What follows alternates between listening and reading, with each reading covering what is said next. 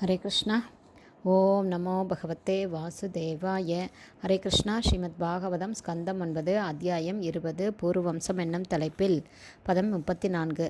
தஸ்யாசன் நிருப வைதர்பயக பத்யன்யஸ் திருஷ்ரக சுசம்மதாக ஜக்னுஸ்தியாக பயாத் புத்ரான் ந அனுரூபா இதீரித்தே.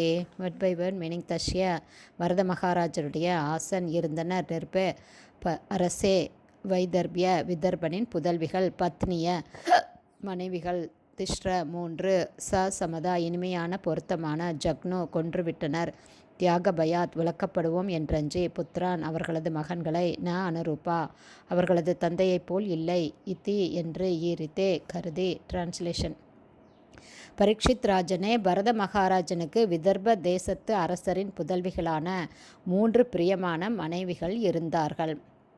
அம்மூவரும் குழந்தைகள் பெற்று அந்த குழந்தைகள் அரசரை ஒத்திருக்காததால் அரசர் தங்களை நேர்மைக்கெட்ட ராணிகள் என்று கருதி தங்களை விலக்கி விடுவாரோ என்றெண்ணியதால் அவர்கள் தங்களுடைய சொந்த மகன்களையே கொன்றுவிட்டனர்.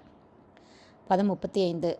தஸ்யைவம் விததேவம் சே ததர்த்தம் யஜதக சுதம் மிருத்ஸ்தோமேன மருதோ பரத்வாஜம் உபாததோ. Word by word meaning. தஸ்ய பரத மகாராஜனுடைய ஏவம் இவ்வாறு, விததே ஏமாற்றமடைந்து, வம்சே வம்ச உற்பத்தியில், ததர்த்தம் மகன்கள் பெறுவதற்கு, யஜத யாகங்கள் செய்து, சுதம் ஒரு மகனை, மருத்ஸ்தோமேன மருத்ஸ்தோமம் என்ற யாகத்தை செய்ததன் மூலமாக மருத்துக்கள் என்ற தேவர்கள் பரத்வாஜனை உபாததோ அளித்தனர். டிரான்ஸ்லேஷன். குழந்தை பெறும் தமது முயற்சி தோல்வியடைந்ததைக் கண்ட அரசர் ஒரு மகனை பெறுவதற்கு மருத்ஸ்தோமம் என்ற யாகத்தை நடத்தினார். அவரிடம் பூரண திருப்தியடைந்து மருத்துக்கள் எனப்படும் தேவர்கள் அவருக்கு பரத்வாஜர் என்ற பெயருடைய ஒரு மகனை அளித்தனர். பதம் 36. அந்தர்வத்ன்யாம் பிரார்த்ருபத்ன்யாம் மைதுனாய ப்ரஹஸ்பதிஹி பிரவ்ருத்தோ வாரிதோ கர்ப்பம் சப்த்வா வீரியம் உபாஸ்ருஜத். Word by word meaning. அந்தக வத்னியாம் கர்ப்பவதியான, பிரார்த்ரு பத்னியாம் சகோதரரின் மனைவியுடன், மைத்துனாய உடலுறவு கொள்ள விரும்பி, ப்ரஹஸ்பதி என்ற தேவர், பிரவிருத்தா அவ்வாறு எண்ணம் கொண்டு, வாரித அதை தடுத்த போது, கர்ப்பத்திலிருந்த மகன், சப்த்வா சபித்துவிட்டு, வீரியம் விந்துவை, உபாஸ்ருஜத் பாய்ச்சினார். டிரான்ஸ்லேஷன். ப்ரஹஸ்பதி என்ற தேவர் கர்ப்பவதியாக இருந்த தன் சகோதரனின் மனைவியான மமதாவினால் கவரப்பட்டு அவளுடன் உறவு கொள்ள விரும்பினார். அவளது கர்ப்பத்திலிருந்த மகன் இதை தடுத்ததால் ப்ரஹஸ்பதி அவனை சபித்துவிட்டு பலபந்தமாக மமதாவின் கர்ப்பத்திற்குள் விந்துவை பாய்ச்சினார். பர்போட். இந்த ஜட உலகில் உடலுறவு வேகம் மிகவும் கடுமையானதாக உள்ளது.